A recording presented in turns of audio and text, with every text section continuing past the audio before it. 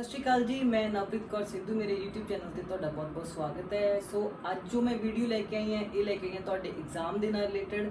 ਜੋ ਕਾਂਸਟੇਬਲ ਦਾ ਪੇਪਰ ਹੈ ਜੋ ਕਿ ਸਤੰਬਰ ਦੇ ਵਿੱਚ ਹੋਣਾ ਹੈ, ਉਹਦੇ ਨਾਲ ਰਿਲੇਟਡ ਮੈਂ ਤੁਹਾਨੂੰ ਇਹਦੇ ਸਿਲੇਬਸ ਬਾਰੇ ਗੱਲ ਕਰਾਂਗੀ, ਕੀ ਸਿਲੇਬਸ ਹੈ ਇਹਦੇ ਵਿੱਚ ਔਰ ਕਿਹੜੀਆਂ ਬੁੱਕਸ ਤੋਂ ਤੁਸੀਂ ਪੜ੍ਹ ਸਕਦੇ ਹੋ और किद्दां पढ़ना है। बिकॉज टाइम बहुत थोड़ा है और इस टाइम तुहानूं स्मार्ट स्टडी की लोड़ है, क्योंकि जीके जो है बहुत वर्स्ट है और तुसी इन्नी नहीं पढ़ सकते कि सब कुछ पढ़ना बड़ा औखा हो जाता 2 महीनों के विच। पर मैं तुहानूं दसूँगी तुसी किस किस तरीके दे नाल पढ़ सकते हो, अपने सिलेबस नूं किद्दां किद्दां डिवाइड करके पढ़ सकते हो, जिस नाल तुहानूं बहुत ईजी हो जाएगा। जे आपां गल करिए जी सिलेबस की, जो कांस्टेबल का पेपर है, टोटल जो मार्क्स होंगे वो 100 नंबर के होंगे और टाइम जो होगा तुहानूं 120 मिनट मिलणगे। ओके, आप टॉपिक वाइज गल कर लेने। अगर आप गल करिए जीके की, तो जीके दे तुहानूं जो पढ़ना है वो पढ़ना है कॉन्स्टिट्यूशन एंड इट्स फीचर, मतलब कि संविधान कदों बनया, किवें बनया, कितना टाइम लग्या संविधान नूं बनन नूं, ते इहदे फीचर्स की ने, इहदे विच की है।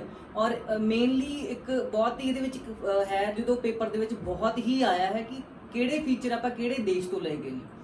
ਇਹਦੇ ਬਾਰੇ ਤੁਸੀਂ ਜ਼ਰੂਰ ਪੜ੍ਹਿਓ। ਇਹਦੇ ਵਿੱਚ ਇੱਕ ਦੋ ਕੁਐਸਚਨ ਦੋ ਆ ਹੀ ਜਾਣਗੇ। Okay, central and state legislature, ਵੀ ਸੈਂਟਰ ਦੇ ਵਿੱਚ ਕਿੱਦਾਂ ਕੰਮ ਚੱਲਦਾ ਆ, ਕਿੱਦਾਂ ਲੋਕ ਸਭਾ, ਰਾਜ ਸਭਾ ਜਾਂ ਰਾਸ਼ਟਰਪਤੀ, ਆਪਣੇ ਪ੍ਰਾਈਮ ਮਿਨਿਸਟਰ, ਉਹਨਾਂ ਦੇ ਜੋ ਮਿਨਿਸਟਰਸ ਨੇ ਉਹ ਕਿੱਦਾਂ ਕੰਮ ਕਰਦੇ ਨੇ। ਉਹ ਸਿੱਧਾ ਹੀ ਇੱਦਾਂ ਹੀ ਸੇਮ ਸਟੇਟ ਲੈਜਿਸਲੇਚਰ ਹੈ ਕਿ ਸਟੇਟ ਦੇ ਵਿੱਚ ਮੁੱਖ ਮੰਤਰੀ ਤੇ ਉਹਨਾਂ ਦੇ ਮੰਤਰੀ ਕਿੱਦਾਂ ਕੰਮ ਕਰਦੇ ਨੇ ਔਰ ਕਿੱਦਾਂ ਇਹਨਾਂ ਨੂੰ ਚੁਣਿਆ ਜਾਂਦਾ। ਜੁਡੀਸ਼ੀਅਲ ਆ ਜਾਂਦਾ, ਜਿੱਦਾਂ ਵਿੱਚ ਕਾਨੂੰਨ ਆਪਣੇ ਸੁਪਰੀਮ ਕੋਰਟ ਬਾਰੇ ਪੁੱਛ ਸਕਦੇ ਨੇ, ਹਾਈ ਕੋਰਟ ਬਾਰੇ ਪੁੱਛ ਸਕਦੇ ਨੇ। और इंस्टीट्यूशन एंड लोकल गवर्नमेंट जिदा पंचायती म्यूनसिपल कारपोरेशन, इन्होंने बारे क्वेश्चन आ सकते हैं। और इंस्टीट्यूशन बारे पूछ सकते हैं। और दूसरा ये history, geography, culture and economic of Punjab बारे इन्होंने स्पैशली किया कि पंजाब की हिस्टरी, जोग्राफी, कल्चर एंड उसकी इकॉनमी पंजाब की। ਤੁਹਾਨੂੰ ਪੰਜਾਬ ਦੇ ਨਾਲ ਰਿਲੇਟਡ ਸਾਰਾ ਕੁਝ ਪੜ੍ਹਨਾ ਪਏਗਾ, ਕਿਉਂਕਿ ਪੰਜਾਬ ਦਾ ਹੀ ਪੇਪਰ ਹੈ ਤੇ ਪੰਜਾਬ ਬਾਰੇ ਤੁਹਾਨੂੰ ਕਾਫੀ ਕੁਝ ਪੁੱਛ ਸਕਦੇ ਨੇ। ओके, और साइंस ते टैक्नोलॉजी का इन्होंने क्या बेसिक्स तुसी पढ़ना हैगा। और करंट अफेयर दे विच तुसी अपना न्यूज़पेपर पढ़ सकते हो, जां इहदे लई मैं तुहानूं अगे दसदी कि किहड़ी अगे तुसी मैगजीन वो पढ़ सकते हो, उहदे विच तुहाडा सारा करंट अफेयर का कवर हो जाएगा। ओके, अगे आ गया जी मैथ दे नाल रिलेटेड। मैथ दे विच तुसी simplification, average, decimal and fractions, ratio and proportion, percentage, profit and loss, simple interest, time and work, bar graph and line graph. ये हो गया जी मैथ का। मैंटल एबिलिटी हो गई। मैंटल एबिलिटी के विच आएगा जी number and letter series. 110% sure है कि नंबर ते लैटर सीरीज़ के विचों तुहानूं एक या दो क्वेश्चन आएंगे ही आएंगे मैंटल एबिलिटी दे। सीक्वेंसिंग आएगी जी, स्टेटमेंट एंड कंक्लूजन आएगा, पैटर्न कंप्लेक्शन आएगा, order and ranking, direction and distance, relationship, problems. Relationship जिदा पुछते हैं भी वो भूआ की कुड़ी, मामे की कुड़ी, इदा का कुछ क्वेश्चन जो आते हैं, ये रिलेटेड भी क्वेश्चन पक्का आते ही नहीं। लैंग्वेज स्किल दे विच की है, रीडिंग कंप्रीहेंशन है, पंजाबी तो इंग्लिश ट्रांसलेशन आएगी, sentence arrangement and correction, error spotting, filling the blank, spelling correction. Vocabulary दे विच आएगा synonyms, antonyms and one word substitute. और सेम इदां ही पंजाबी दे विच शुद्ध, समानार्थक, विरोधी शब्द, पंजाब अखान ते मुहावरे, अंग्रेजी तो पंजाबी दे विच अनुवाद, बहुते शब्दां दी थां ते एक शब्द अते अनडिठा पैरा। ओके, दूसरा जो है फंडामेंटल ऑफ कंप्यूटर्स के बारे भी तुहानूं बेसिक जानकारी बारे पूछ सकते हैं। MS वर्ड, ये विच internet, world wide web and web series and engines, email communications, mobile phones, basics. ये आप गल की सी सिलेबस की। और जो हुण आप गल करिए कि पेपर दे विच तुसी काफ़ी जन ने पूछा कि नैगेटिव मार्किंग होनी है कि नहीं होनी। इसका प्लीज़ तुहानूं मे बी पेपर दे विच ही पता लगेगा। कोई कह रहा नैगेटिव मार्किंग होनी है और कोई कह रहा नैगेटिव मार्किंग नहीं होनी। जो तुसी पेपर अपना अटैम्प्ट करोगे तो वो फस्ट पेज पर लिखा होंगे कि नैगेटिव मार्किंग है या नहीं है। जो उन्होंने लिखा हुआ है कि नैगेटिव मार्किंग होगी तो उन्होंने वो जरूर ही मैंशन किया होगा। तो तुसी प्लीज़ जे तुहानूं किसी भी क्वेश्चन दे विच डाउट है तो उन्होंने अटैम्प्ट ना करियो, क्योंकि तुहाडे उस क्वेश्चन के नाल बाकी जो सही क्वेश्चन होगा वो भी नंबर कट्टे जाएंगे, जिस नाल तुहानूं बहुत लॉस हो सकता है। और हुण आपां गल करी तुसी किद्दां पढ़ना है। जे तुसी मेरे हिसाब नाल चलो तो मैं तुहानूं कहूँगी कि तुसी पंजाब के जिन्ने भी पेपर आ रखे हैं पहला 10 सालों के जिन्ने पेपर ने, 10 नहीं तो 5 सालों के एटलीस्ट ਕਿ ਚਾਹੇ ਉਹ ਪਟਵਾਰੀ ਦਾ ਪੇਪਰ ਹੈ, ਚਾਹੇ ਉਹ PSPCL ਦਾ, ਪੰਜਾਬ ਸਟੇਟ ਜਿੰਨੇ ਵੀ ਨੌਕਰੀ ਦੇ ਜੋ ਪੇਪਰ ਨੇ ਤੁਸੀਂ ਉਹ ਸਾਰੇ ਅਟੈਂਪਟ ਕਰ ਲਓ। ਉਹਦੇ 'ਚ GK, ਮੈਥ ਐਂਡ ਰੀਜ਼ਨਿੰਗ ਜੋ ਵੀ ਆਇਆ ਹੋਇਆ ਉਹਦੇ ਵਿੱਚੋਂ ਵੀ ਬਹੁਤ ਜ਼ਿਆਦਾ ਇਹ ਕੁਐਸਚਨ ਪੁੱਛ ਸਕਦੇ ਨੇ, ਕਿਉਂਕਿ ਕੁਝ ਕੁਐਸਚਨ ਬਹੁਤ ਵਾਰ ਰਿਪੀਟ ਹੋ ਜਾਂਦੇ ਨੇ, ਕਿਉਂਕਿ ਮੈਂ ਬਹੁਤ ਐਗਜ਼ਾਮ ਦਿੱਤੇ ਹੋਏ ਨੇ ਤੇ ਮੈਨੂੰ ਇਸ ਚੀਜ਼ ਦਾ ਐਕਸਪੀਰੀਅੰਸ ਹੈ। ਤਾਂ ਤੁਸੀਂ ਇਹ ਵੀ ਇਸ ਚੀਜ਼ ਨੂੰ ਜ਼ਰੂਰ ਫੋਲੋ ਕਰਿਓ। ਔਰ ਦੂਸਰਾ ਹੈ ਕਿ ਬੁੱਕਸ ਪੜ੍ਹਨ ਦਾ ਟਾਈਮ ਹੁਣ ਇੰਨਾ ਹੈ ਨਹੀਂ, ਬਟ ਫਿਰ ਵੀ ਮੈਂ ਤੁਹਾਨੂੰ ਕੁਝ ਬੁੱਕਸ ਰਿਕਮੈਂਡ ਕਰੂੰਗੀ। ਅਗਰ ਆਪਾਂ ਕਰੰਟ ਅਫੇਅਰ ਦੀ ਗੱਲ ਕਰੀਏ ਤਾਂ ਗਿਆਨਮ ਮੈਗਜ਼ੀਨ ਆਉਂਦੀ ਹੈ, ਤੇ ਉਹ ਮੰਥਲੀ ਆਉਂਦੀ ਹੈ। ਤੁਸੀਂ ਪਿਛਲੇ 6 ਮਹੀਨੇ ਸੈਪਟੰਬਰ ਤੋਂ ਮਤਲਬ ਜੇ ਤੁਸੀਂ ਉਹ ਜਾ ਕੇ ਨੇੜੇ ਵੀ ਪੜ੍ਹ ਸਕਦੇ ਹੋ, ਸੈਪਟੰਬਰ ਨਹੀਂ, ਅਗਸਤ, ਜੁਲਾਈ, ਅਗਸਤ ਦੇ ਵਿੱਚ ਤੁਸੀਂ ਉਹ ਅਗਰ ਉਹ ਵਾਲੀ ਮੈਗਜ਼ੀਨ ਖਰੀਦ ਕੇ ਤੁਸੀਂ ਉਹ ਪੜ੍ਹ ਲਓਗੇ 4, 5, 6 ਮਹੀਨਿਆਂ ਦੇ, ਤਾਂ ਉਹਦੇ ਵਿੱਚ ਤੁਹਾਨੂੰ ਤੁਹਾਡੇ ਬਹੁਤ ਜ਼ਿਆਦਾ ਕਰੰਟ ਅਫੇਅਰ ਕਵਰ ਹੋ ਜਾਣਗੇ। ਬਾਕੀ ਜੇ ਗੱਲ ਕਰਾਂ ਮੈਂ ਪੋਲਿਟੀ ਦੀ, ਤਾਂ ਪੋਲਿਟੀ ਦੀ ਜ਼ਿਆਦਾ ਤੁਹਾਨੂੰ ਕੋਈ ਬੁੱਕ ਪੜ੍ਹਨ ਦੀ ਲੋੜ ਨਹੀਂ ਹੈ। ਤਾਂ ਤੁਸੀਂ YouTube ਤੇ ਵੀਡੀਓਜ਼ ਬਹੁਤ ਨੇ ਕਨਸਟੀਟਿਊਸ਼ਨ ਦੇ ਨਾਲ ਰਿਲੇਟਡ, ਉਸਦੇ ਫੀਚਰ ਦੇ ਨਾਲ ਰਿਲੇਟਡ, ਤਾਂ ਤੁਸੀਂ ਉਹ ਅੱਧੇ ਘੰਟੇ ਦੀ ਵੀਡੀਓ ਵੀ ਦੇਖ ਲਓਗੇ, ਤੁਹਾਨੂੰ ਬਹੁਤ ਜ਼ਿਆਦਾ ਫਾਇਦਾ ਹੋ ਜਾਊਗਾ, ਕਿਉਂਕਿ ਬੁੱਕਸ ਦੇ ਵਿੱਚੋਂ ਤੁਹਾਨੂੰ ਸਮਝ ਨਹੀਂ ਆਏਗਾ। ਔਰ ਅਗਰ ਗੱਲ ਕਰੀਏ ਹਿਸਟਰੀ ਦੀ, ਤਾਂ ਉਹਨਾਂ ਨੇ ਸਪੈਸ਼ਲੀ ਪੰਜਾਬ ਦੀ ਹਿਸਟਰੀ ਦੀ ਗੱਲ ਕੀਤੀ ਹੈ। ਪੰਜਾਬ ਦੀ ਹਿਸਟਰੀ ਦੇ ਲਈ ਬੁੱਕ ਹੈ ਜੀ ਇੱਕ ਸਾਡਾ ਪੰਜਾਬ ਕਰਕੇ ਇੱਕ ਬੁੱਕ ਹੈ। ਇਹਦੇ ਵਿੱਚ ਤੁਹਾਡੀ ਪੰਜਾਬ ਦੇ ਨਾਲ ਰਿਲੇਟਡ ਸਾਰੀ ਹੀ ਜੋ ਹੈ ਤੁਹਾਨੂੰ ਮਟੀਰੀਅਲ ਇਹਦੇ ਵਿੱਚ ਮਿਲ ਜਾਏਗਾ। ਇਹ ਬੁੱਕ ਹੈ ਜੀ ਸਾਡਾ ਪੰਜਾਬ। ਇਹਦੇ ਵਿੱਚ ਤੁਸੀਂ ਵੀ ਕੋਈ ਜ਼ਿਆਦਾ ਪੜ੍ਹਨ ਦੀ ਲੋੜ ਨਹੀਂ ਹੈ, ਔਰ ਇਹਦੇ ਵਿੱਚ ਤੁਸੀਂ ਮੇਨ ਪੜ੍ਹ ਲਓਗੇ ਤਾਂ ਤੁਹਾਡਾ ਇਹ ਪੇਪਰ ਕਵਰ ਹੋ ਜਾਏਗਾ। ਔਰ ਦੂਸਰਾ ਪੰਜਾਬੀ ਵਿਆਕਰਨ, ਵੈਸੇ ਤਾਂ ਨਾਰਮਲ ਆਪਣੇ ਜੇ ਦੇਖਿਆ ਤਾਂ 8th 9th 10th ਦੀਆਂ ਜੋ ਪੰਜਾਬੀ ਦੀਆਂ ਆਪਣੀਆਂ ਬੁੱਕਸ ਨੇ ਤੁਸੀਂ ਉਹ ਵੀ ਪੜ੍ਹ ਸਕਦੇ ਹੋ, ਉਹਦੇ ਵਿੱਚੋਂ ਵੀ ਨਾਰਮਲ ਤੁਹਾਡਾ ਸਾਰਾ ਉਹ ਕਵਰ ਹੋ ਜਾਏਗਾ। ਨਹੀਂ ਤਾਂ ਇੱਕ ਬੁੱਕ ਹੈ ਪੰਜਾਬੀ ਵਿਆਕਰਨ ਦੀ, ਨਰਿੰਦਰ ਦੁੱਗਲ ਜੀ ਦੀ ਬੁੱਕ ਹੈ ਇਹ, ਇਹਦੇ ਵਿੱਚ ਸਾਰਾ ਕੁਝ ਕਵਰ ਹੈ। ਇਹ ਤੁਸੀਂ ਵਿਦਨ 2 ਜਾਂ 3 ਡੇਜ਼ ਦੇ ਵਿੱਚ ਵੀ ਕੰਪਲੀਟ ਕਰ ਸਕਦੇ ਹੋ, ਕੋਈ ਖਾਸ ਇਹਦੇ ਵਿੱਚ ਨਹੀਂ, ਕਿਉਂਕਿ ਆਪਾਂ ਪੰਜਾਬੀ ਦੇ ਵਿੱਚ ਕਾਫੀ ਮੋਸਟਲੀ ਸਾਰੇ ਪੰਜਾਬੀ ਸਕੂਲਾਂ ਦੇ ਵਿੱਚ ਪੜ੍ਹੇ ਹੋਏ ਨੇ, ਤਾਂ ਤੁਹਾਨੂੰ ਕੋਈ ਜ਼ਿਆਦਾ ਇਹਦੇ ਵਿੱਚ ਪ੍ਰੋਬਲਮ ਨਹੀਂ ਆਊਗੀ। ਬਟ ਇਹ ਪੜ੍ਹਿਓ ਜ਼ਰੂਰ, ਕਿਉਂਕਿ ਤੁਹਾਡੇ ਨੰਬਰ ਬਹੁਤ ਕਵਰ ਹੋ ਜਾਣਗੇ ਇਹਦੇ ਵਿੱਚੋਂ। ਔਰ ਅਗਰ ਮੈਥ ਦੀ, ਤਾਂ ਇਹ ਇੱਕ ਹੈ ਜੀ ਇਹਦੇ ਵਿੱਚ ਇਹ ਵੀ RS ਅਗਰਵਾਲ ਦੀ ਬੁੱਕ ਹੈ ਮੈਥ ਦੀ। ਇਹਦੇ ਵਿੱਚ ਤੁਹਾਡੇ ਜਿੰਨੇ ਵੀ ਇਹਦੇ ਸਿਲੇਬਸ ਦੇ ਵਿੱਚ ਜੋ 7-8 ਦੱਸੇ ਨੇ ਏਰੀਆ, ਉਹ ਤੁਸੀਂ ਇਹਦੇ ਵਿੱਚ ਤੁਸੀਂ ਕਵਰ ਕਰ ਸਕਦੇ ਹੋ। ਇਹਦੇ ਨਾਲ ਜਿਹੜੇ ਇਹਦੇ ਵਿੱਚ ਐਗਜ਼ਾਮਪਲਸ ਦਿੱਤੀਆਂ ਗਈਆਂ ਨੇ, ਉਹ ਮੋਸਟਲੀ ਕਈ ਵਾਰ ਪੇਪਰ ਇਹਦੇ ਐਗਜ਼ਾਮਪਲ ਦੇ ਵਿੱਚੋਂ ਚੱਕ ਕੇ ਪਾ ਦਿੰਦੇ ਨੇ, ਤੁਸੀਂ ਇਹਦੀਆਂ ਐਗਜ਼ਾਮਪਲ ਜ਼ਰੂਰ ਕਰਕੇ ਜਾਓ। ਔਰ ਰੀਜ਼ਨਿੰਗ ਦੀ ਜੀ ਬੁੱਕ ਹੈ, ਇਹ ਹੈ verbal and naan verbal reasoning ਦੀ। ਇਹਦੇ ਵਿੱਚ ਇਹ ਵੀ RS ਅਗਰਵਾਲ ਦੀ ਬੁੱਕ ਹੈ। ਇਹਦੇ ਵਿੱਚੋਂ ਵੀ ਤੁਸੀਂ ਰੀਜ਼ਨਿੰਗ ਦੀ ਤਿਆਰੀ ਕਰ ਸਕਦੇ ਹੋ। ਨੰਬਰ ਸੀਰੀਜ਼ ਹੈ ਜੋ, ਜਾਂ ਅਲਫਾਬੈਟਿਕ ਸੀਰੀਜ਼ ਹੈ, ਤੁਸੀਂ ਇਹਦੇ ਵਿੱਚੋਂ ਇਹਦੇ ਐਗਜ਼ਾਮਪਲਸ ਨੇ, ਜਾਂ ਫਿਰ ਇਹਦੀਆਂ ਮਤਲਬ ਉਹਨਾਂ ਨੇ ਇੱਕ ਪੇਪਰ ਟਾਈਪ ਪੈਟਰਨ ਬਣਾਇਆ ਹੋਇਆ ਤੁਹਾਡੀ ਪ੍ਰੈਕਟਿਸ ਵਾਸਤੇ, ਤੁਸੀਂ ਇਹਦੇ ਵਿੱਚ ਉਹ ਕਰ ਸਕਦੇ ਹੋ। ਤੁਹਾਨੂੰ ਇਹ ਬਹੁਤ ਹੀ ਫਾਇਦਾ ਦੇਣਗੇ। ਕੰਪਿਊਟਰ ਦਾ ਹੈ, ਕੰਪਿਊਟਰ ਬਾਰੇ ਵੀ ਤੁਸੀਂ ਇੰਟਰਨੈਟ ਤੋਂ ਹੀ YouTube ਤੇ ਕੰਪਿਊਟਰ ਦੇ ਬਹੁਤ MCQs ਨੇ, ਤੁਸੀਂ ਉਹ ਕਰ ਸਕਦੇ ਹੋ। ਮੈਂ ਤੁਹਾਨੂੰ ਗੱਲ ਦੱਸਣਾ ਚਾਹੂੰਗੀ ਕਿ ਲਾਸਟ ਟਾਈਮ ਜੋ ਕਾਂਸਟੇਬਲ ਦਾ ਪੇਪਰ ਹੋਇਆ ਸੀ ਨਾ, ਉਹ ਇਹਨਾਂ ਨੇ ਸਾਰਾ ਹੀ ਜੋ ਇੰਟਰਨੈਟ ਦੇ ਉੱਤੇ MCQs ਪਏ ਸੀ ਉਹਦੇ ਵਿੱਚ ਉਹ ਚੱਕ ਕੇ ਪਾਤਾ ਸੀ।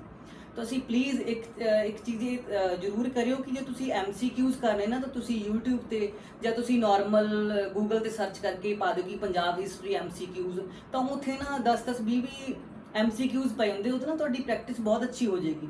ਤੁਹਾਨੂੰ ਪਤਾ ਲੱਗ ਜਾਏਗਾ ਕਿ ਹਾਂ ਪੇਪਰ ਕਿੱਦਾਂ ਦੇਣਾ ਹੈ। ਔਰ ਪੇਪਰ ਦੇ ਵਿੱਚ ਇਹ ਤੁਹਾਨੂੰ ਪਤਾ ਹੀ ਹੈ ਕਿ ਆਬਜੈਕਟਿਵ ਟਾਈਪ ਆਏਗਾ, ਤੁਸੀਂ ਸਿਰਫ ਇੱਕ ਟਿਕ ਕਰਨੀ ਹੈ। ਬਟ ਬਹੁਤ ਧਿਆਨ ਰੱਖਿਓ ਕਿ ਹਾਂ ਕਈ ਵਾਰ ਗਲਤ ਉੱਤਰ ਵੀ ਆਪਾਂ ਨੂੰ ਬਹੁਤ ਜ਼ਿਆਦਾ ਨੁਕਸਾਨ ਦੇ ਜਾਂਦਾ। ਸੇਮ ਜਿਵੇਂ ਮੈਂ ਪਹਿਲਾਂ ਦੱਸਿਆ ਕਿ ਨੈਗੇਟਿਵ ਮਾਰਕਿੰਗ ਅਗਰ ਹੋਈ, ਤਾਂ ਤੁਸੀਂ ਜੇ ਤੁਹਾਨੂੰ ਕਿਸੇ ਵੀ ਕੁਐਸਚਨ ਦੇ ਵਿੱਚ ਤੁਹਾਨੂੰ ਲੱਗਦਾ ਕਿ ਇਹ ਸਹੀ ਨਹੀਂ ਹੈ, ਤਾਂ ਉਹਨੂੰ ਪਲੀਜ਼ ਅਟੈਂਪਟ ਨਾ ਕਰਿਓ। ਅਗਰ ਨੈਗੇਟਿਵ ਮਾਰਕਿੰਗ ਨਹੀਂ ਹੁੰਦੀ ਹੈ, ਤਾਂ ਤੁਸੀਂ ਬੇਝਿਜਕ ਆਪਣੇ 100 ਦੇ 100 ਕੁਐਸਚਨ ਜਿੰਨੇ ਵੀ ਆਏ, ਤੁਸੀਂ ਉਹਨਾਂ ਵਿੱਚੋਂ ਕੋਈ ਵੀ ਨਹੀਂ ਛੱਡ ਕੇ ਆਓ। ਪੰਜਾਬ ਦੀ ਹਿਸਟਰੀ ਬਾਰੇ ਜੇ ਆਪਾਂ ਪੜ੍ਹੀਏ, ਤਾਂ ਆਪਾਂ ਸ਼ੁਰੂ ਕਰਾਂਗੇ ਜੀ ਅੱਜ ਆਪਣੇ ਗੁਰੂਆਂ ਤੋਂ, ਬਿਕਾਜ਼ ਬਹੁਤ ਸਾਰੇ ਕੁਐਸਚਨ ਨੇ ਜੀ ਇਧਰੋਂ ਆਪਣੇ ਸਿੱਖ ਗੁਰੂਆਂ ਤੋਂ ਪੁੱਛ ਲਏ ਜਾਂਦੇ ਨੇ ਕਿ ਉਹਨਾਂ ਨੇ ਕਿਹੜਾ ਸ਼ਹਿਰ ਵਸਾਇਆ ਜਾਂ ਕਿਹੜੀ ਪ੍ਰਥਾ ਉਹਨਾਂ ਨੇ ਸ਼ੁਰੂ ਕੀਤੀ ਸੀ।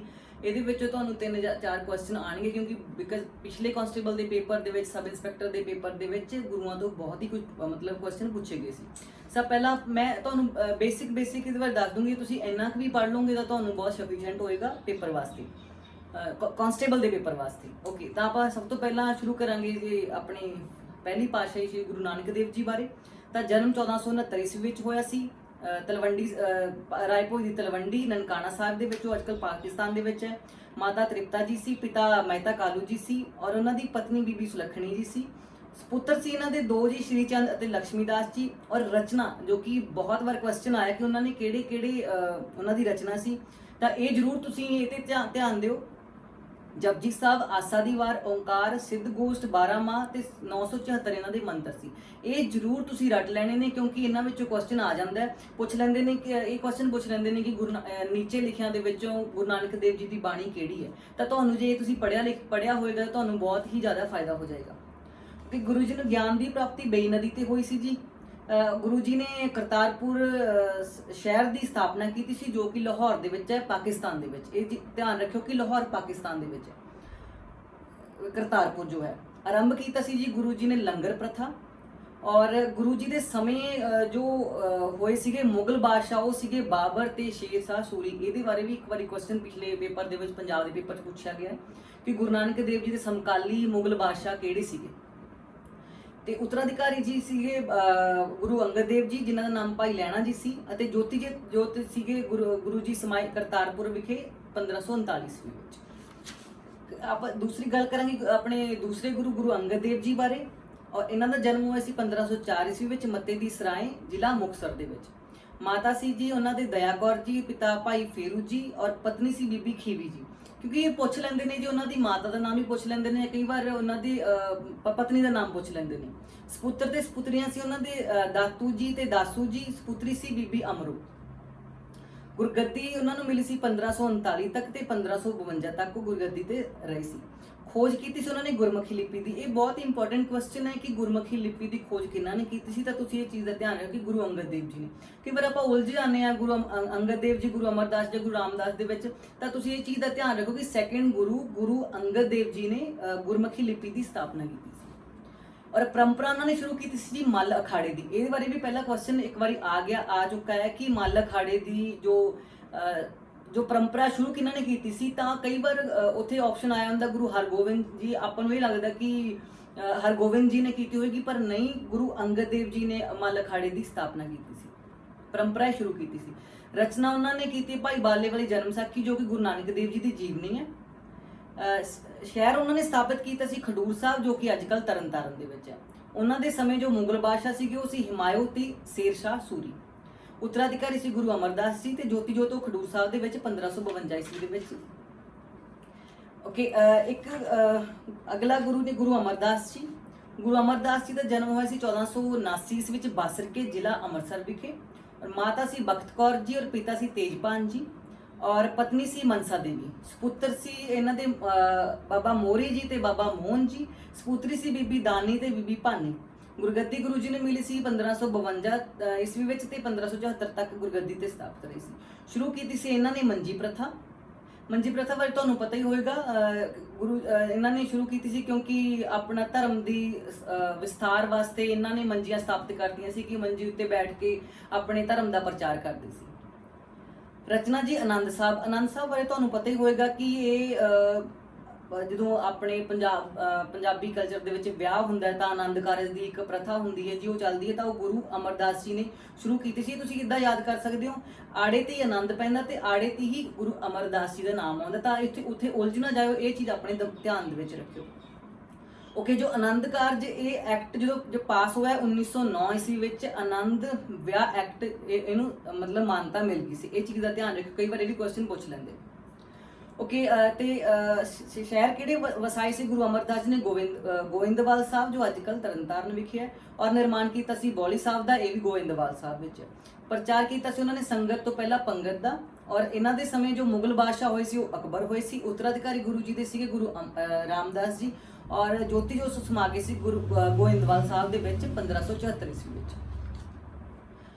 ਅਗਲੇ ਗੁਰੂ ਨੇ ਜੀ ਗੁਰੂ ਰਾਮਦਾਸ ਜੀ। ਔਰ ਇੱਕ ਚੀਜ਼ ਦਾ ਜ਼ਰੂਰ ਧਿਆਨ ਰੱਖਿਓ ਕਿ ਤੁਹਾਨੂੰ ਗੁਰੂਆਂ ਦੇ ਨਾਮ ਪਹਿਲੇ ਗੁਰੂ ਤੋਂ ਲੈ ਕੇ 10ਵੇਂ ਗੁਰੂ ਤੱਕ ਯਾਦ ਹੋਣੇ ਚਾਹੀਦੇ ਨੇ, ਕਿਉਂਕਿ ਕਈ ਵਾਰ ਪੁੱਛ ਲੈਂਦੇ ਨੇ ਆਪਣੇ 6ਵੇਂ ਗੁਰੂ ਕੌਣ ਸੀ, ਆਪਣੇ 7ਵੇਂ ਗੁਰੂ ਕੌਣ ਸੀ। ਤਾਂ ਉਹਦੇ ਵਿੱਚ ਉਲਝ ਨਾ ਜਾਇਓ, ਇਹ ਜ਼ਰੂਰ ਯਾਦ ਕਰਿਓ ਕਿ ਪਹਿਲੇ ਗੁਰੂ ਕੌਣ ਸੀ, ਦੂਜੇ ਗੁਰੂ ਕੌਣ ਸੀ, ਤੀਜੇ, ਔਰ ਐਦਾਂ ਕਰਕੇ 10 ਗੁਰੂਆਂ ਤੱਕ ਤੁਹਾਨੂੰ ਯਾਦ ਹੋਣੇ ਚਾਹੀਦੇ। ਹੁਣ ਆਪਾਂ ਗੱਲ ਕਰੀਏ ਗੁਰੂ ਰਾਮਦਾਸ ਜੀ ਦੀ। ਤਾਂ 1534 ਈਸਵੀ ਵਿੱਚ ਉਹਨਾਂ ਦਾ ਜਨਮ ਹੋਇਆ ਸੀ ਚੂਨਾ ਮੰਡੀ, ਲਾਹੌਰ ਵਿਖੇ। ਮਾਤਾ ਸੀ ਉਹਨਾਂ ਦੇ ਦਇਆ ਕੌਰ ਜੀ ਤੇ ਪਿਤਾ ਸੀ ਹਰੀਦਾਸ ਜੀ। ਪਤਨੀ ਬੀਬੀ ਭਾਨੀ ਜੀ। ਔਰ ਪੁੱਤਰ ਸੀ ਪ੍ਰਿਥੀ ਚੰਦ, ਮਹਾਦੇਵ ਤੇ ਗੁਰੂ ਅਰਜਨ ਦੇਵ ਜੀ। ਗੁਰਗੱਦੀ ਉਹਨਾਂ ਨੂੰ ਮਿਲੀ ਸੀ 1574 ਈਸਵੀ ਵਿੱਚ ਔਰ 1581 ਤੱਕ ਗੁਰਗੱਦੀ ਤੇ ਸਥਾਪਿਤ ਰਹੇ ਸੀ। ਆਰੰਭ ਕੀਤਾ ਸੀ ਜੀ ਇਹਨਾਂ ਨੇ ਮਸੰਦ ਪ੍ਰਥਾ। ਇਹ ਜ਼ਰੂਰ ਧਿਆਨ, ਇਹ ਕੁਐਸਚਨ ਪਿਛਲੇ ਪੇਪਰਾਂ 'ਚ ਆਇਆ ਹੋਇਆ ਕਿ ਮਸੰਦ ਪ੍ਰਥਾ ਕਿਹੜੇ ਗੁਰੂ ਨੇ ਸ਼ੁਰੂ ਕੀਤਾ ਸੀ ਔਰ ਕਿਹੜੇ ਗੁਰੂ ਨੇ ਇਹਨੂੰ ਖਤਮ ਕਰਤਾ ਸੀ। ਤਾਂ ਗੁਰੂ ਰਾਮਦਾਸ ਜੀ ਨੇ ਸ਼ੁਰੂ ਕੀਤਾ ਸੀ ਮਸੰਦ ਪ੍ਰਥਾ ਔਰ ਖਤਮ ਕੀਤੀ ਸੀ ਜੀ ਗੁਰੂ ਗੋਬਿੰਦ ਸਿੰਘ ਜੀ ਨੇ। ਉਹਨਾਂ ਦੇ ਵਿਸ਼ੇਸ਼ ਚੇਲੇ ਕੀ ਸਨ ਭਾਈ ਗੁਰਦਾਸ ਜੀ। ਔਰ ਰਚਨਾ ਇਹਨਾਂ ਦੀਆਂ ਨੇ 30 ਵੱਖ-ਵੱਖ ਰਾਗਾਂ ਵਿੱਚ ਇਹਨਾਂ ਨੇ 638 ਮੰਤਰ ਨੇ। ਲਾਵਾਂ ਤੇ ਘੋੜੀਆਂ ਬਾਰੇ ਵੀ ਕੁਐਸਚਨ ਆਇਆ ਹੋਇਆ ਜੀ, ਘੋੜੀਆਂ ਦੀ ਰਚਨਾ ਕਿਹੜੇ ਗੁਰੂ ਨੇ ਕੀਤੀ ਹੈ। ਇਹ ਜ਼ਰੂਰ ਤੁਸੀਂ ਜੋ ਰਚਨਾ ਨੇ ਸਾਰੇ ਗੁਰੂਆਂ ਦੀ ਤੁਹਾਨੂੰ ਪਤਾ ਹੋਣੀ ਚਾਹੀਦੀ ਕਿਹੜੇ ਗੁਰੂ ਨੇ ਕਿਹੜੀ ਰਚਨਾ ਸ਼ੁਰੂ ਕੀਤੀ ਸੀ।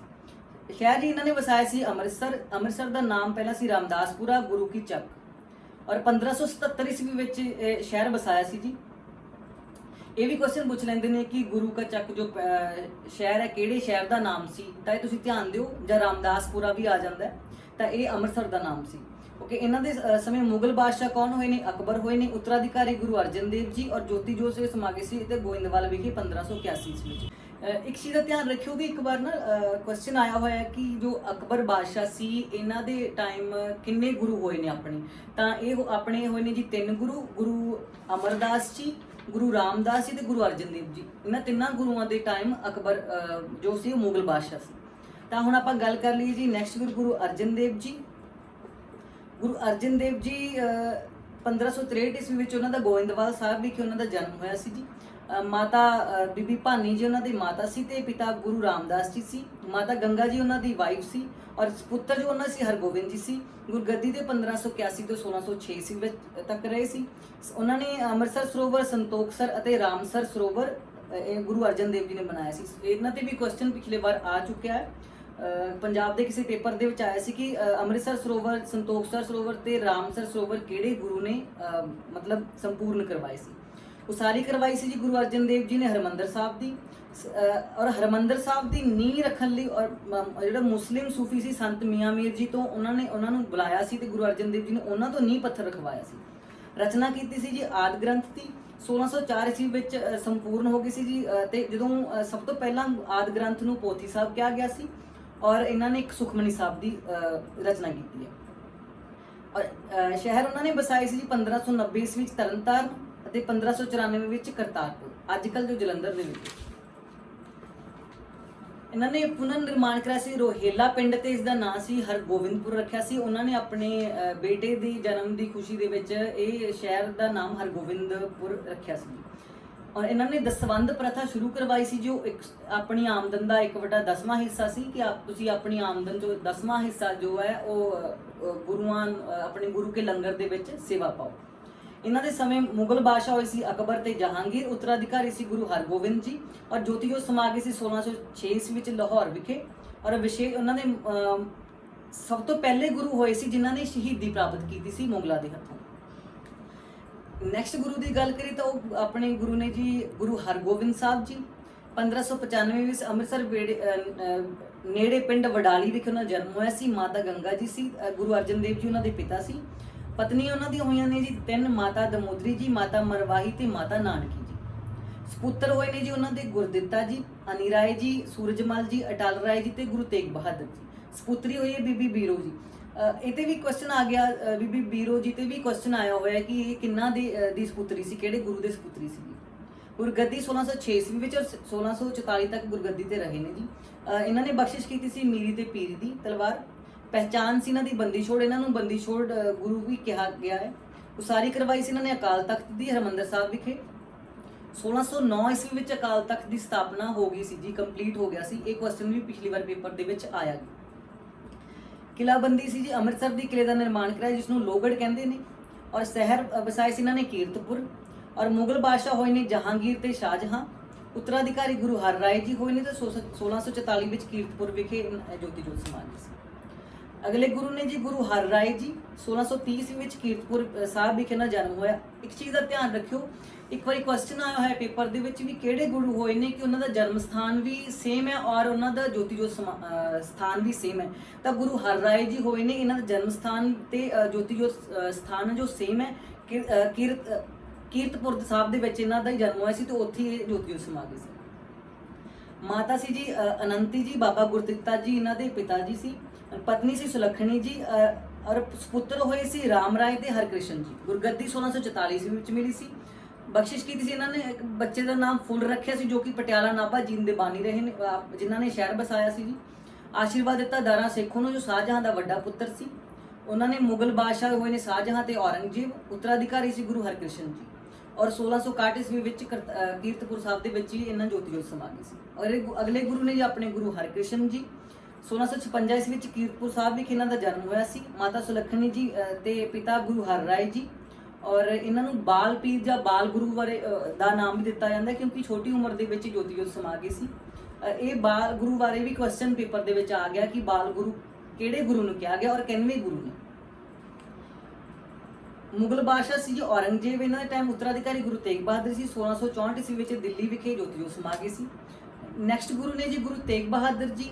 ਅੱਛਾ, ਮੈਂ ਤੁਹਾਨੂੰ ਇੱਕ ਚੀਜ਼ ਦੱਸਣਾ ਚਾਹੁੰਦੀ ਹਾਂ ਕਿ ਜਿੰਨਾ ਕਿ ਮੈਂ ਤੁਹਾਨੂੰ ਦੱਸਿਆ ਨਾ, ਇੰਨਾ ਹੀ ਤੁਸੀਂ ਜੇ ਇਹ ਵੀਡੀਓ ਵੀ 2-3 ਵਾਰ ਦੇਖ ਲਓਗੇ ਤਾਂ ਤੁਹਾਨੂੰ ਬਹੁਤ ਫਾਇਦਾ ਹੋਏਗਾ। ਤੁਹਾਨੂੰ ਲਿਖਣ ਦੀ ਵੀ ਲੋੜ ਨਹੀਂ ਪਏਗੀ, ਤੁਹਾਨੂੰ ਨੋਟਸ ਬਣਾਉਣ ਦੀ ਲੋੜ ਨਹੀਂ ਪਏਗੀ, ਤੁਹਾਨੂੰ ਪੜ੍ਹਨ ਦੀ ਲੋੜ ਨਹੀਂ ਪਏਗੀ। ਮੈਂ ਪੰਜਾਬ ਹਿਸਟਰੀ ਦੀ ਗੱਲ ਕਰਾਂ ਤਾਂ ਇਹਦੇ ਮੈਂ 3 ਜਾਂ 4 ਵੀਡੀਓ ਬਣਾਉਂਗੀ, ਤੁਸੀਂ ਉਹ ਵੀਡੀਓ ਹੀ ਦੇਖ ਲਓਗੇ, ਤੁਹਾਨੂੰ ਪੰਜਾਬ ਹਿਸਟਰੀ ਬਾਰੇ ਪੜ੍ਹਨ ਦੀ ਲੋੜ ਨਹੀਂ ਪਏਗੀ। ਮੈਂ ਤੁਹਾਨੂੰ ਗੁਰੂਆਂ ਬਾਰੇ ਅੱਜ ਇਸ ਲਈ ਕਰਵਾ ਰਹੀ ਕਿ ਗੁਰੂਆਂ ਬਾਰੇ ਬਹੁਤ ਹੀ ਕੁਝ ਪੁੱਛਿਆ ਜਾਂਦਾ ਪੇਪਰ ਦੇ ਵਿੱਚ। ਪਿਛਲੇ ਪੇਪਰਾਂ ਦੇ ਵਿੱਚ 2 ਜਾਂ 3 ਕੁਐਸਚਨ ਗੁਰੂਆਂ ਬਾਰੇ ਜਾਂ ਮਹਾਰਾਜਾ ਰਣਜੀਤ ਸਿੰਘ ਦੀ ਲੜਾਈਆਂ ਬਾਰੇ ਜਾਂ ਬਾਬਾ ਬੰਦਾ ਸਿੰਘ ਬਹਾਦਰ ਦੀ ਲੜਾਈਆਂ ਬਾਰੇ, ਫਸਟ ਐਂਗਲੋ ਸੈਕੰਡ ਐਂਗਲੋ ਸਿੱਖ ਬਾਰੇ ਕੁਐਸਚਨ ਪੁੱਛੇ ਗਏ ਨੇ ਵੀ ਕਿਹੜੀ ਲੜਾਈ ਕਦੋਂ ਹੋਈ ਸੀ। ਤਾਂ ਇਸ ਲਈ ਮੈਂ ਤੁਹਾਨੂੰ ਇਹ ਮਤਲਬ ਦੱਸਣਾ ਚਾਹੁੰਦੀ ਹਾਂ ਕਿ ਤੁਸੀਂ ਜਿੰਨਾ ਕਿ ਮੈਂ ਤੁਹਾਨੂੰ ਇਹ ਦੱਸ ਰਹੀ ਤੁਸੀਂ ਇੰਨਾ ਕਿ ਵੀ ਯਾਦ ਰੱਖ ਲਓਗੇ ਤਾਂ ਤੁਹਾਨੂੰ ਬਹੁਤ ਹੀ ਬੈਨੀਫਿਟ ਹੋਏਗਾ। ਅੱਗੇ ਨੇ ਜੀ ਆਪਣੇ 9ਵੇਂ ਗੁਰੂ ਤੇਗ ਬਹਾਦਰ ਜੀ। 1621 ਵਿੱਚ ਅੰਮ੍ਰਿਤਸਰ ਵਿਖੇ ਉਹਨਾਂ ਦਾ ਜਨਮ ਹੋਇਆ ਸੀ। ਮਾਤਾ ਨਾਨਕੀ ਜੀ ਔਰ ਪਿਤਾ ਹਰਗੋਬਿੰਦ ਜੀ ਦੇ ਘਰ। ਪਤਨੀ ਸੀ ਉਹਨਾਂ ਦੀ ਮਾਤਾ ਗੁਜਰੀ ਜੀ ਔਰ ਪੁੱਤਰ ਦਾ ਨਾਮ ਸੀ ਗੋਬਿੰਦ ਰਾਏ, ਜੋ ਬਾਅਦ ਦੇ ਵਿੱਚ ਗੁਰੂ ਗੋਬਿੰਦ ਸਿੰਘ ਜੀ ਦੇ ਨਾਮ ਉਹਨਾਂ ਦਾ ਖਾਲਸਾ ਪੰਥ ਦੀ ਸਥਾਪਨਾ ਦੇ ਟਾਈਮ ਜਦੋਂ ਉਹਨਾਂ ਨੇ ਅੰਮ੍ਰਿਤ ਛਕ ਲਿਆ ਸੀ ਤਾਂ ਸਿੰਘ ਨਾਮ ਪਿੱਛੇ ਲੱਗ ਗਿਆ ਸੀ। ਗੁਰਗੱਦੀ 1664 ਈਸਵੀ ਵਿੱਚ ਮਿਲੀ ਸੀ। ਸਥਾਪਿਤ ਕੀਤਾ ਚੱਕ ਨਾਨਕੀ। ਇੱਕ ਕੁਐਸਚਨ ਵੀ ਆਇਆ ਹੋਇਆ ਕਿ ਚੱਕ ਨਾਨਕੀ ਜੋ ਅੱਜ ਟਾਈਮ ਕਿਹੜੇ ਸ਼ਹਿਰ ਦਾ ਨਾਮ ਹੈ, ਤਾਂ ਉਹ ਅਨੰਦਪੁਰ ਸਾਹਿਬ ਦਾ। ਇੱਕ ਹੋਰ ਕੁਐਸਚਨ ਬੰਦਾ ਸਿਟੀ ਆਫ ਬਲੈਸ ਵੀ ਪੁੱਛਿਆ ਗਿਆ ਕਿ ਕਿਹੜੇ ਸ਼ਹਿਰ ਦਾ ਨਾਮ ਹੈ, ਤਾਂ ਉਹ ਅਨੰਦਪੁਰ ਸਾਹਿਬ ਹੈ। ਉਹਨਾਂ ਦੇ ਸਮੇਂ ਮੁਗਲ ਬਾਦਸ਼ਾਹ ਔਰੰਗਜ਼ੇਬ ਤੇ ਗੁਰੂ ਜੀ ਨੂੰ ਹਿੰਦ ਦੀ ਚਾਦਰ ਦੇ ਨਾਮ ਨਾਲ ਵੀ ਜਾਣਿਆ ਜਾਂਦਾ ਹੈ।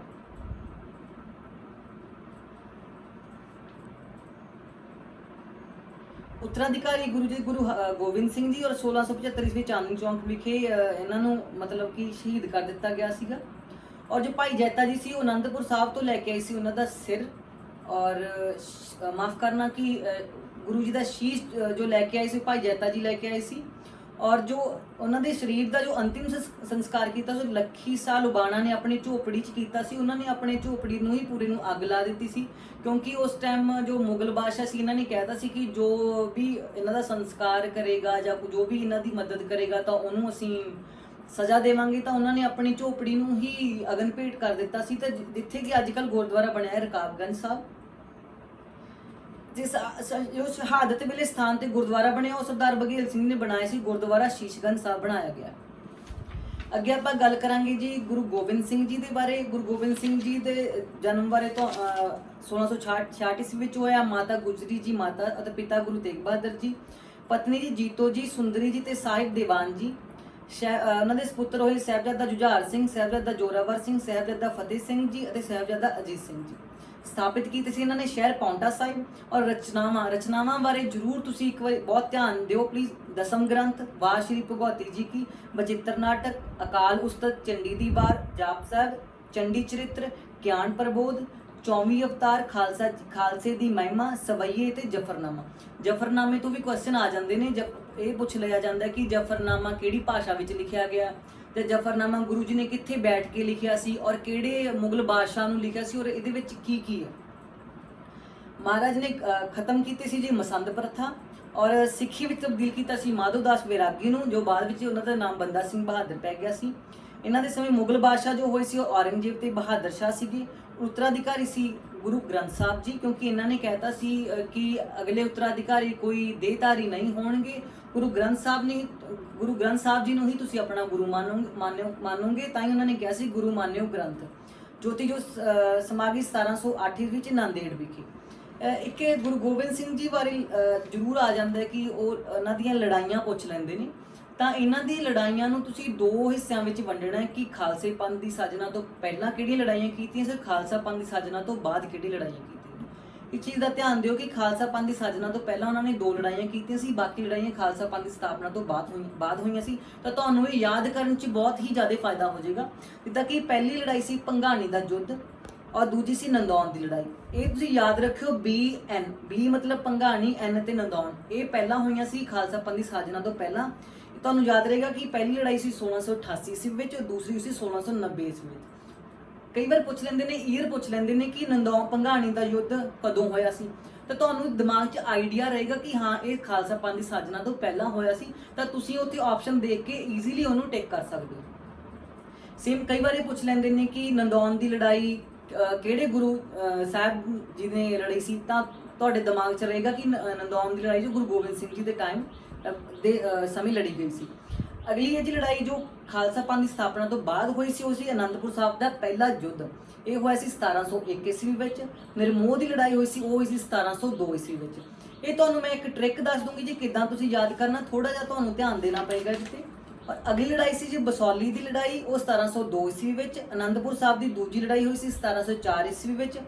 ਚਮਕੌਰ ਦੀ ਲੜਾਈ ਹੋਈ ਸੀ 1704 ਈਸਵੀ ਵਿੱਚ। ਖਿਦਰਾਣੇ ਦੀ ਲੜਾਈ ਹੋਈ ਸੀ 1705 ਈਸਵੀ ਵਿੱਚ।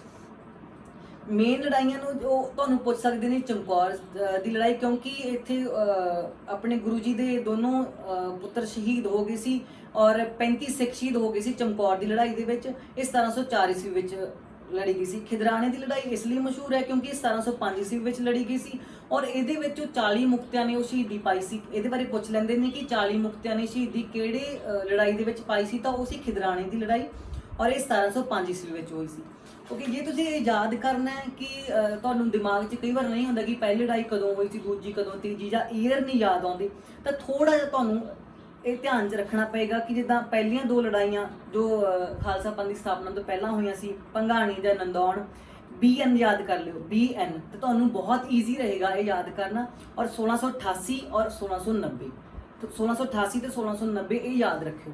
ਔਰ ਅਗਲੀ ਜਿੱਦਾਂ ਲੜਾਈ ਸੀ ਅਨੰਦਪੁਰ ਸਾਹਿਬ ਤੋਂ ਯਾਦ ਰੱਖਿਓ ANBACK,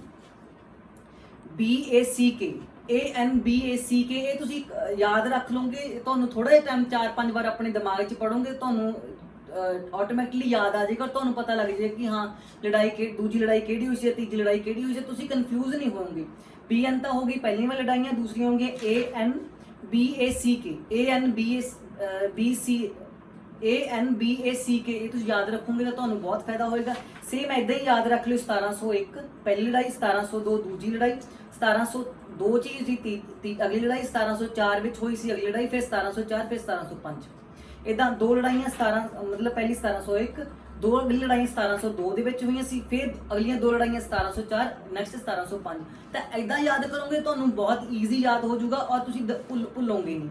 ਤਾਂ ਕਈ ਵਾਰ ਪੁੱਛ ਲੈਂਦੇ ਨੇ ਕਿ ਪਹਿਲੀ ਲੜਾਈ ਕਦੋਂ ਹੋਈ ਸੀ, ਦੂਜੀ ਲੜਾਈ ਕਦੋਂ ਹੋਈ ਸੀ, ਤੁਸੀਂ ਈਜ਼ੀਲੀ ਤੁਹਾਨੂੰ ਦਿਮਾਗ ਦੇ ਵਿੱਚ ਕਲਿੱਕ ਕਰ ਜਾਏਗਾ ਤੇ ਤੁਸੀਂ ਆਪਸ਼ਨ ਦੇਖ ਕੇ ਵੀ ਤੁਹਾਨੂੰ ਉਹ ਯਾਦ ਆ ਜਾਏਗਾ। ਇੱਕ ਜਫਰਨਾਮਾ ਬਾਰੇ ਕੁਐਸਚਨ ਪੁੱਛ ਲੈਂਦੇ ਨੇ ਕਿ ਕਿਹੜੀ ਭਾਸ਼ਾ ਦੇ ਵਿੱਚ ਹੈ, ਇਹ ਫਾਰਸੀ ਭਾਸ਼ਾ ਦੇ ਵਿੱਚ। ਕਈ ਵਾਰ ਪੇਪਰ ਦੇ ਵਿੱਚ ਇਹ ਪੁੱਛ ਲੈਂਦੇ ਨੇ ਕਿ ਜੋ 5 ਪਿਆਰੇ ਹੋਏ ਨੇ ਉਹਨਾਂ ਦੇ ਨਾਮ ਦੱਸੋ, ਤਾਂ ਕਈ ਵਾਰ ਆਪਾਂ ਉਲਝ ਜਾਂਦੇ ਨੇ ਕਿਉਂਕਿ 4 ਆਪਸ਼ਨ ਹੁੰਦੇ ਨੇ, ਚਾਰਾਂ ਦੇ ਵਿੱਚ ਰਲਦੇ ਮਿਲਦੇ ਨਾਮ ਹੁੰਦੇ ਨੇ। ਤਾਂ ਇਹਦੇ ਵਾਸਤੇ ਇੱਕ ਟ੍ਰਿਕ ਹੈ, ਮੈਂ ਤੁਹਾਨੂੰ ਉਹ ਯਾਦ ਕਰਾ ਦਿੰਦੀ ਕਿ 5 ਪਿਆਰਿਆਂ ਦੇ ਨਾਮ ਤੁਸੀਂ ਕਿੱਦਾਂ ਯਾਦ ਰੱਖਣੇ ਨੇ। ਇਸ ਲਈ ਸਭ ਤੋਂ ਪਹਿਲਾਂ ਮੋਹਕਮ ਚੰਦ ਜੀ, ਫਿਰ ਦਇਆ ਰਾਮ ਜੀ, ਮਤਲਬ ਦਇਆ ਆਈ। ਉਸ ਤੋਂ ਬਾਅਦ ਧਰਮ ਦੇ ਵਿੱਚ ਆਏ, ਧਰਮ ਦੇ ਵਿੱਚ ਆਉਣ ਨਾਲ ਸਾਹਿਬ ਬਣ ਗਏ, ਸਾਹਿਬ ਬਣਨ ਤੋਂ ਬਾਅਦ ਉਹਨਾਂ ਵਿੱਚ ਹਿੰਮਤ ਆ ਗਈ। ਇਦਾਂ ਯਾਦ ਰੱਖੋਗੇ ਤਾਂ ਤੁਹਾਨੂੰ ਬਹੁਤ ਫਾਇਦਾ ਮਿਲੇਗਾ ਤੇ ਤੁਸੀਂ ਭੁੱਲੋਗੇ ਨਹੀਂ।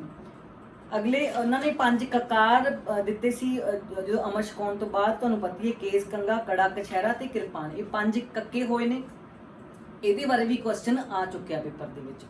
ਓਕੇ, ਆਪਾਂ ਅਗਲਾ ਪੜਾਂਗੇ ਜੀ ਗੁਰੂ ਗ੍ਰੰਥ ਸਾਹਿਬ ਬਾਰੇ। ਇਹਨਾਂ ਬਾਰੇ ਵੀ ਕੁਐਸਚਨ ਕਈ ਵਾਰ ਆ ਜਾਂਦਾ ਹੈ ਕਿ ਗੁਰੂ ਗ੍ਰੰਥ ਸਾਹਿਬ ਜੀ ਦੀ ਸਥਾਪਨਾ ਕਿਹਨਾਂ ਨੇ ਕੀਤੀ ਸੀ, ਕਦੋਂ ਕੀਤੀ ਸੀ, ਕਿੱਥੇ ਕੀਤੀ ਸੀ, ਪਹਿਲੇ ਹੈਡ ਗ੍ਰੰਥੀ ਕੌਣ ਸੀ। ਤਾਂ ਆਪਾਂ ਇਹਦੇ ਬਾਰੇ ਥੋੜਾ ਜਿਹਾ ਪੜ੍ਹ ਲੈਂਦੇ ਹਾਂ।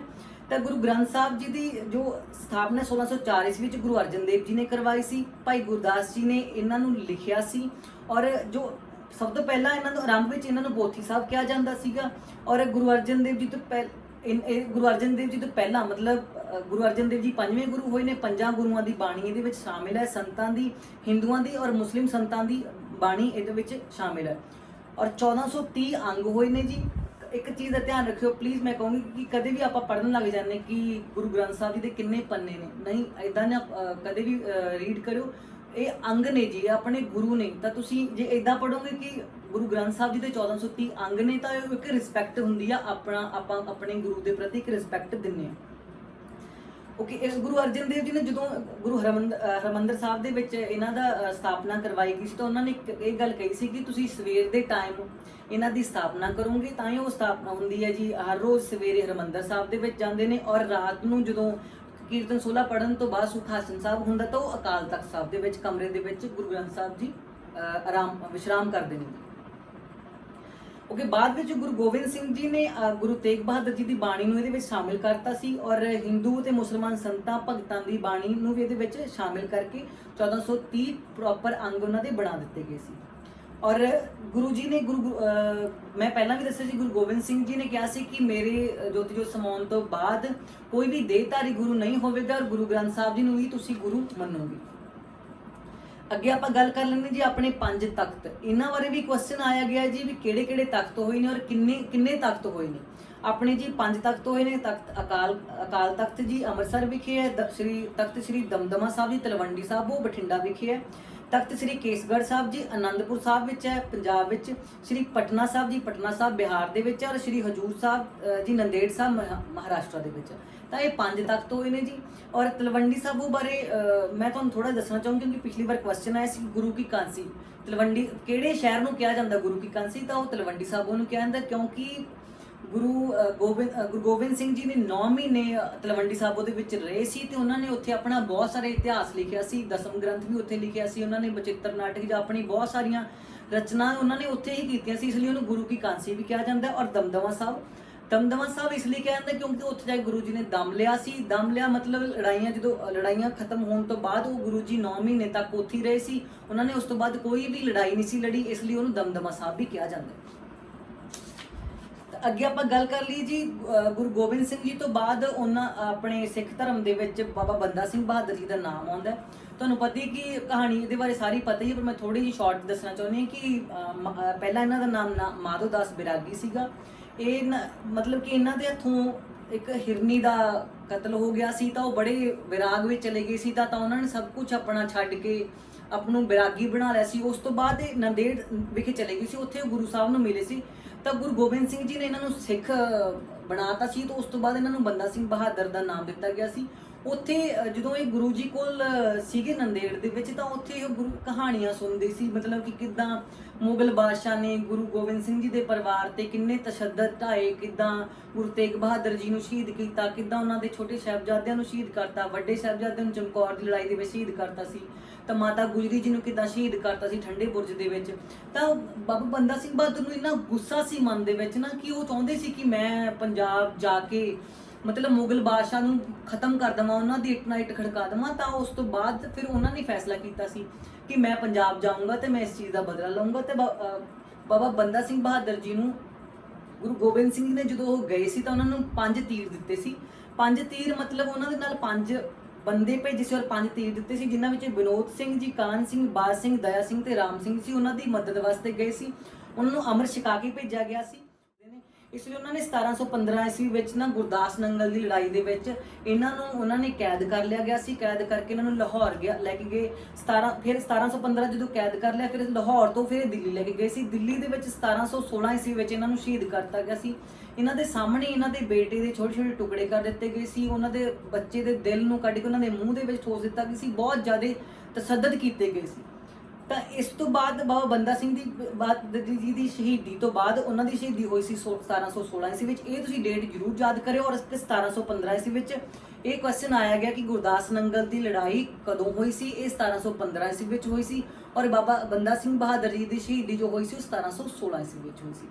ਕਿ ਉਹਨਾਂ ਦੀ ਸ਼ਹੀਦੀ ਤੋਂ ਬਾਅਦ ਜੋ ਕੀ ਸੀ ਕਿ ਖਾਲਸਾ ਦਾ ਉਹ ਖੇਰੂ ਹੋਣਾ ਸ਼ੁਰੂ ਹੋ ਗਿਆ ਸੀ। ਤਾਂ ਮਤਲਬ ਇਹਨਾਂ ਨੇ ਸਿੱਖਾਂ ਨੇ ਸੋਚਿਆ ਕਿ ਸਾਨੂੰ ਕੁਝ ਇਦਾਂ ਦਾ ਸਥਾਪਨਾ ਕਰਨੀ ਚਾਹੀਦੀ ਜਿਹਦੇ ਨਾਲ ਸਾਡੇ ਸਿੱਖ ਇਕੱਠੇ ਹੋ ਕੇ ਰਹਿਣ, ਤਾਂ ਇਹਨਾਂ ਨੇ ਦਲ ਖਾਲਸਾ ਦੀ ਸਥਾਪਨਾ ਕੀਤੀ। 1733 ਚ ਲਾਹੌਰ ਜਿਹੜਾ ਮੁਗਲ ਨਵਾਬ ਜ਼ਕਰੀਆ ਖਾਨ ਜਦੋਂ ਆ ਗਿਆ ਸੀ, ਤਾਂ ਉਹਨੇ ਇਹ ਦੇਖ ਲਿਆ ਸੀ ਕਿ ਸਿੱਖਾਂ ਦੀ ਤਾਕਤ ਨਾ ਬਹੁਤ ਵੱਧਦੀ ਜਾ ਰਹੀ ਹੈ, ਤਾਂ ਉਹ ਚਾਹੁੰਦਾ ਸੀ ਕਿ ਮੈਂ ਥੋੜਾ ਜਿਹਾ ਇਸ ਚੀਜ਼ ਨੂੰ ਨੱਥ ਪਾਵਾਂ। ਤਾਂ ਇਹਨਾਂ ਨੇ ਨਾ ਸਿੱਖਾਂ ਨਾਲ ਥੋੜੇ ਜਿਹੇ ਪਿਆਰ ਭਰੇ ਸੰਬੰਧ ਬਣਾਉਣੇ ਸ਼ੁਰੂ ਕਰਤੇ। ਤਾਂ ਇਹਨਾਂ ਨੇ ਨਾ ਕੁਝ ਉਪਾਧੀਆਂ ਦੇਣੀਆਂ ਸ਼ੁਰੂ ਕਰਤੀਆਂ ਵੀ ਸਿੱਖਾਂ ਨੂੰ ਆਪਾਂ ਕੁਝ ਉਪਾਧੀਆਂ ਦੇ ਦਈਏ।